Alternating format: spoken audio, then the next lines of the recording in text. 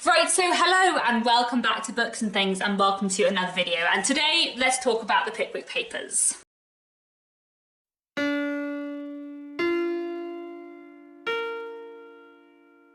So if you don't know, I'm currently hosting a big, long read-along, the Mega Dickens Readalong, where we're reading the works of Charles Dickens, his 14 and a half novels, from the first one published, the Pickwick Papers, through to the last one published, over the next 2 years. And we have just finished reading the Pickwick Papers, which is his first novel, and I really enjoyed my reread of the Pickwick Papers a lot. So I thought I would make a video chatting about the Pickwick Papers. This is going to be a slightly rambly, casual video, not a really formal review. I'm going to be talking about my general thoughts about rereading the Pickwick Papers this time, and my experiences with it, the plot, the characters, the themes, and also I'm going to be trying to talk about it in its place in the chronology as Dickens's first novel, and I'm going to try and do this with the other books as we read them over the next 2 years. I'm going to try and think about these books in order and how Dickens's books change over time, because that's something I'm really interested in. This video is going to be pretty spoiler free. I probably will talk in vague terms about the plot, but I'm not going to give away any big spoilers. I mean, to be honest, with the Pickwick Papers, it's very episodic, so it's a bit hard to spoil, more so than I would say other Dickens novels, so I don't know if every video I make after reading every Dickens book will be spoiler-free. With this one, I'm going to keep spoiler-free, and so even if you haven't read the Pickwick Papers, even if you didn't manage to get to it in the last few months, please do stick around. So this was either my third or my fourth read of the Pickwick Papers. I'm pretty sure it was my fourth, so I definitely read the Pickwick Papers first when I was 17 or 18 years old. It was in fact the last Dickens novel that I read, except for The Mystery of Edwin Drood, his unfinished book, but it was the final one that I read, even though it is his first book. And then I also used this book as part of my dissertation at university, so I read it, I'm pretty sure I read it twice then, so that would make this my fourth read, and I really, really enjoyed it. So if you haven't read the Pickwick Papers is a kind of slightly different Dickens novel. It's very episodic, it doesn't have a kind of overarching plot, but we're basically following this group of friends in their travels around England and their various adventures and scrapes. So we're focusing on Mr. Pickwick, who is the head of the Pickwick Club, and we're following Mr. Pickwick and his three friends, Mr. Trundle, Mr. Snodgrass and Mr. Winkle, and also later on in the book we're following his manservant Sam Weller, who comes in a few chapters in and is my favourite character. And the book is basically kind of episodic, following the various different scrapes that these characters get themselves into. It's very silly, it's very, very comic, and it is very, very funny. Overall, I really, really enjoyed reading the Pickwick Papers. I found it absolutely hilarious. I was listening to the audiobook narrated by Rory Kinnear, which is really good, and I was like laughing out loud throughout this. Like, it was just so fun, and I found it so entertaining, especially kind of Sam Weller, but many of the other characters too. There are so many really hilarious moments in the Pickwick Papers, and I found it just such an utter joy to read.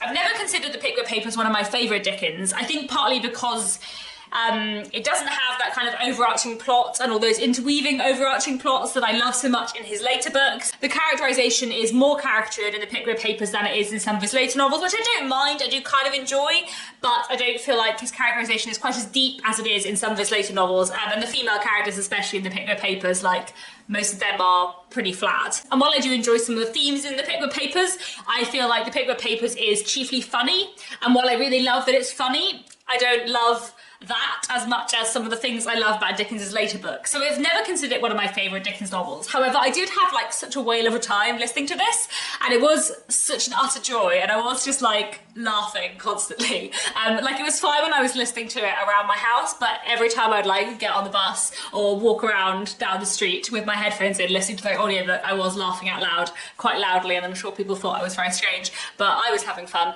And I find the Pickwick Papers absolutely hilarious, and that makes it just an utter joy to read. So that was really, really nice, and it was really lovely to read it again. I also really enjoyed the audiobook narrated by Rory Kinnear. I feel like he did such a good job of bringing all the characters to life in a really fun way, really distinguishing all the different voices. And his voices for especially Sam Weller and Mr. Jingle, who are two of my favourite characters, they were really, really good. So it was really, really fun, and I really enjoyed that. I feel like one of the reasons why I don't love the Pickwick Papers as much as other Dickens novels is because of that lack of overall overarching plot, but I do feel like there are some aspects of the plot that I do really enjoy. I like that they travel around different bits of England and that they kind of, you know, witness lots of interesting things. I really enjoy the chapters around the election that they go to see. I really like the chapter at Christmas where we get like an insight into so many little Christmas traditions. At one point we cover Valentine's Day and there's some kind of discussion about like writing a Valentine, and that kind of stuff is really fun too. And I really like the insight we get into kind of 19th century life and 19th century traditions in the Pickwick Papers. Another thing that I quite enjoy in it is all the like inn culture, by which I mean inn as in I-double-N, because the Pickwickians go around the country and they stay in a lot of different inns and taverns, and we kind of learn a lot about like staying at boarding houses and staying at inns, and how travel, I suppose, was kind of different to it is today. So that's something that I find really fun in the Pickwick Papers too. And there are a few plot threads which do run through the story, which I do enjoy. The plot related to Mrs. Bardell I find quite interesting. I won't say more about that in the interest of keeping this video relatively spoiler free. And it's one of those things where, like, even though the plot is not as strong as other Dickens novels, I kind of don't think it's meant to be. Like, that's not what the Pickwick Papers is about. It's episodic. It's comic sketches really combined together into a story. Reading the Pickwick Papers is like watching a sitcom series, whereas reading other Dickens books is like watching a film. And I hope that that's a kind of a useful way to think about the Pickwick Papers. The audiobook that I listened to on Audible had a really interesting introduction written by Neil Gaiman, where he was talking about his love of the Pickwick Papers. He was also talking about the kind of unusual way that it came into being and how the Pickwick Papers kind of started off as one thing, as a series of short comic sketches about sports, accompanying illustrations, and then by the end of it turned into a novel. And so it's kind of unfair to judge the Pickwick Papers in plot in comparison to other Dickens novels, because it sort of wasn't meant to be a novel and then it sort of just like happened to become one, which I kind of love in a way. It's really, really interesting. While I remember, I'd also like to recommend this book, Death and Mr. Pickwick. If you've read the Pickwick Papers, if you really enjoyed it, and if you find the kind of how it came into being interesting, then I think you might enjoy Death and Mr. Pickwick by Stephen Jarvis, which is a novel about the creation of Mr. Pickwick as a character and the creation of the Pickwick Papers. And it's a kind of like fictionalized version of events, taking as its central premise that the original illustrator of the Pickwick Papers, who only illustrated the first few parts, was actually the creator of Mr. Pickwick as a character. It's a really, really good book. It's well worth read, and it's like super Dickensian in its length and in its style, so I'd really recommend it for anyone who really enjoyed the Pickwick Papers this month. Anyway, back to the Pickwick Papers. I also wanted to talk about kind of the characterization in this. As I said, it is kind of more caricatured than some of Dickens's other books, but I also kind of really enjoy some elements of that, and my favourite characters in the Pickwick Papers are some of the characters who are a bit more extreme, like Sam Weller, like his father Tony Weller, like Mr. Jingle and Job Trotter, both of whom I really love. Mr. Jingle, I love the way he speaks. Like, I love his strange, fragmented, broken sentences. I just find them so entertaining to read. And actually one of my favourite things about Sam Weller too is the way he speaks, where he says something and then he says, as so-and-so said to so-and-so, and it's always really like incongruous. I just find it absolutely hilarious. Let me see if I can find a good one for you. It's my opinion that you're coming it a great too strong, as the male coachman said to the snowstorm when it overtook him. Very glad to see you indeed, and I hope our acquaintance may be a long un, as the gentleman said to the £5 note. Very sorry to cause any personal inconvenience, ma'am, as the housebreaker said to the old lady when he put her on the fire. The way Sam talks is just completely ridiculous, and I completely love it. I find him a very, very endearing character.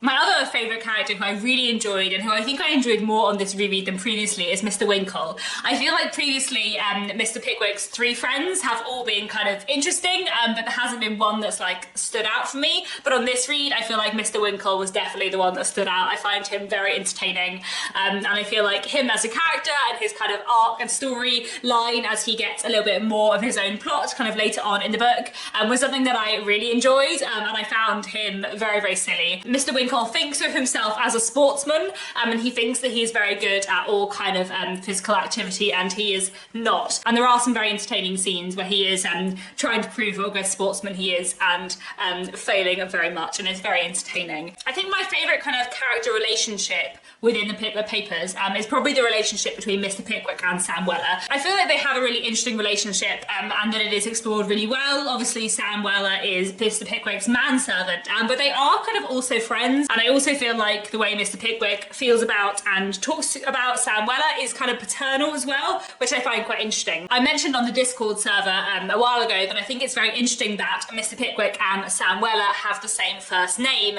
Mr. Pickwick is Mr. Samuel Pickwick and Sam Weller is Mr. Samuel Weller, although he is usually called Sam or Mr. Weller and Mr. Pickwick is always called Mr. Pickwick. But actually they do have the same first name, and I think it's really interesting that Dickens chose to give them the same name, and I think there were probably two reasons for it. One, I think, is to kind of explore the class difference between Sam and Samuel Pickwick, because they have the same name, and that kind of creates a link and a comparison between them, but they have very different social positions in life, and I feel like the way Dickens kind of uses their shared name to explore that is kind of fun. And then the other thing I was thinking is that I do feel like, as I've already said, that Mr. Pickwick has a kind of paternal feeling towards Sam, and especially certain things towards the end of the book. I feel like Mr. Pickwick is a kind of older man. I don't think we're ever told his age, but I presume he is somewhere between 50 and 70. And Sam Weller is a young man. Again, I don't think we're told his age, but I assume he's in his early 20s. And I feel like Mr. Pickwick and Sam do have a kind of father-son relationship, even though Sam is his servant. They clearly are very emotionally attached to each other, and even at the points where Mr. Pickwick is kind of telling Sam off, he's always kind of doing it in like a fond way that feels much like a father telling off his son than a master telling off his servant. And I do wonder if that also links into why they have the same name, because it was a very common custom within the Victorian period for the eldest son to be given the same first name as their father. Obviously, Sam's father does feature in the novel when his name's Tony, not Sam, but I think it's interesting that Samuel Pickwick and Sam share that first name, which was often a kind of father-son thing as well.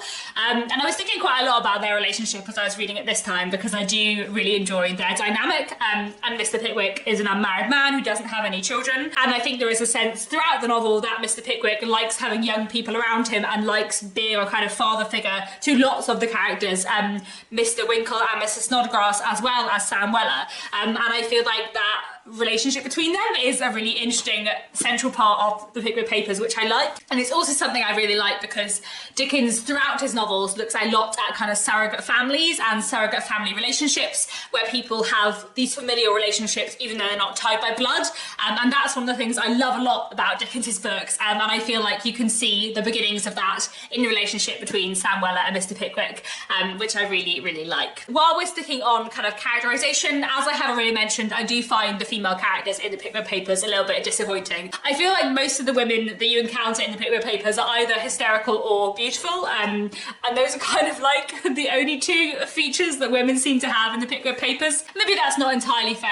I feel like I do quite like Mary, who is a servant girl who Sam kind of befriends, and I quite like her as a character. I do feel like I thought better of Mary's characterisation the last time I read it, and I feel like that might be slightly to do with the audiobook and the way that Rory Kinnear voiced her. I feel like she was a little bit more like flustered in the way he voiced her than I think of Mary as being, but that's kind of beside the point. I do quite like Mary as a character, but I feel like a lot of the other female characters don't have very much personality and are very over-emotionalised. And, you know, it's Dickens' earliest book, as I will say many times as we read through all of Dickens in publication order. I very much feel that Dickens' early female characters are not very good and his late female characters are fantastic. And I feel like the way his characterisation and his exploration of gender changes throughout the course of his career is fascinating. So I'm kind of like looking forward to thinking about this as we read through Dickens in publication order.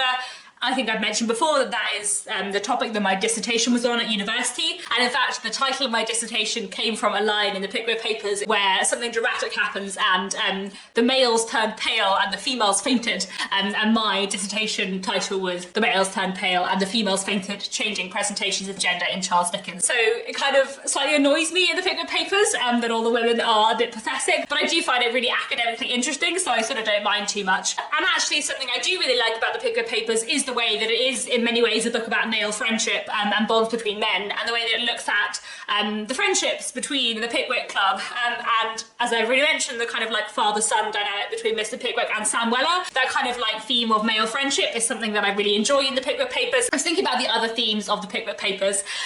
There are a lot that I really enjoy. Obviously, I've already touched a bit on class and how the book looks at class. I also feel like the book kind of looks at growing up and age in a really interesting way. As I've already mentioned, Mr. Pickwick is older. He is very substantially older than Mr. Snodgrass and Mr. Winkle, his friends, so he's slightly less older than Mr. Tupman, who is more kind of an age with him.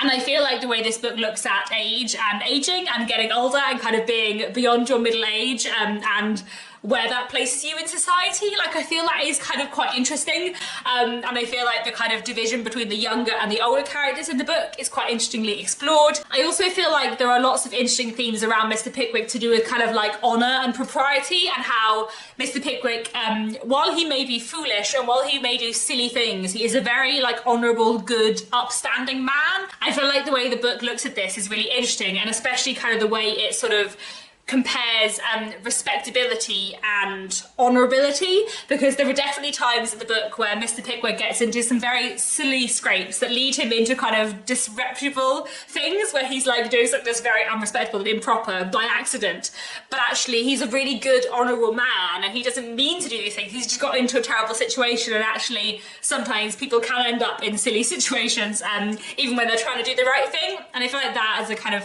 theme and a moral, I suppose, is really interesting. One thing that Neil Gaiman was talking about in his introduction to the audiobook that I really liked was how the kind of beginning of the Pickwick Papers, beginning as it did in this kind of series of sketches, we're laughing at Mr. Pickwick, but by the end of the novel, we're not. And I feel like the way we kind of become more endeared to these characters, who through all their foolishness are kind of wonderful and lovable. I feel like that is a really kind of nice thing about the Pickwick Papers, I suppose. Another thing that I do find interesting in the Pickwick Papers is that I do think you can see the beginning of Dickens's kind of social criticism in here.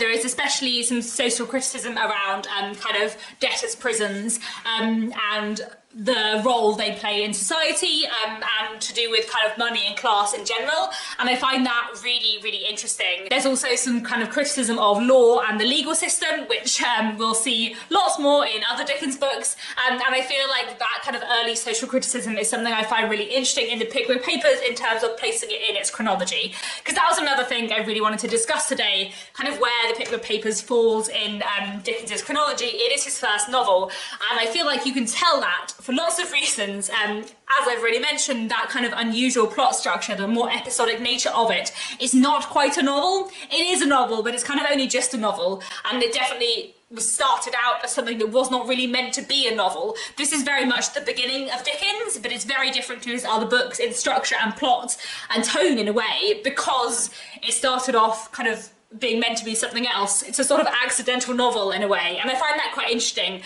because I feel like you can see the seeds of so many things within the Pickwick Papers that you see later in Dickens's books, but it is so very clearly to me his first book. So some of the things I think you can see in the Pickwick Papers, which you end up seeing a lot more of in his later books, you know, I've already mentioned the kind of social criticism, which is not a huge part of the Pickwick Papers, but will be a very huge part of Oliver Twist, his next book, and all the rest of his books to come. And you also have already in the Pickwick Papers that early interest in people from different classes and in the relationships and dynamics between people from different classes. If you read a lot of Victorian literature, you will have noticed that there are many Victorian writers who just write about the middle class or just write about the upper class, and sometimes, though less often, just write about the working class. Whereas Dickens, in most of his books, really wants to write about lots of different people from across lots of different class backgrounds, and how they interact with each other and how their lives are different. And I feel like you can already see that in the Pickwick Papers, through the fact that, yes, Mr. Pickwick is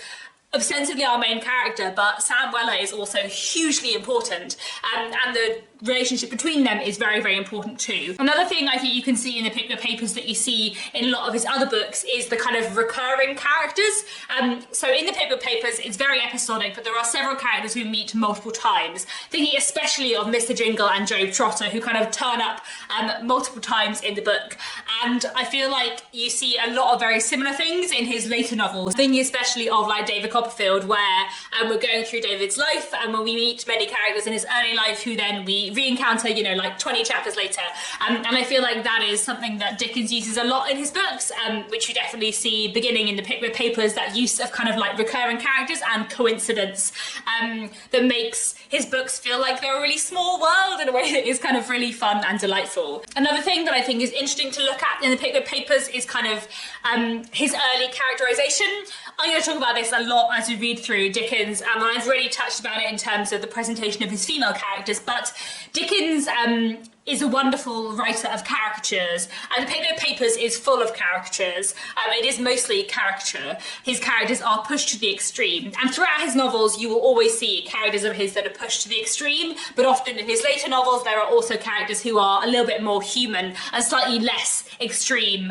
Certainly often the main characters, while his minor characters can often remain very pushed to extremes. And already in the Pickwick Papers I think you see the contrast and the kind of conflict within Dickens between caricature and human emotion, because as I've already said, Mr. Pickwick in some ways is a caricature, but he's also sort of not, and we start off the book laughing at him, but by the end you feel for him a lot, and he becomes a hero even though he began as a caricature. And Dickens treads the line between caricature and human emotion in such a wonderful way, and I feel like that begins in the Pickwick Papers and goes through all of his books. And I think that is pretty much all I wanted to say about the Pickwick Papers. I have had such a fun time rereading this in the last few weeks. I've had really good fun discussing it with people on Discord and enjoying how much everyone is finding this very funny. I'm so glad that so many people are finding Pickwick Papers hilarious, because it really is. It's a very odd book, but I love it very, very much. So yeah, it has been really, really fun to reread the Pickwick Papers, and I'm so glad that I have read it again. Please do let me know down in the comments, are you taking part in the Mega Dickens Readalong?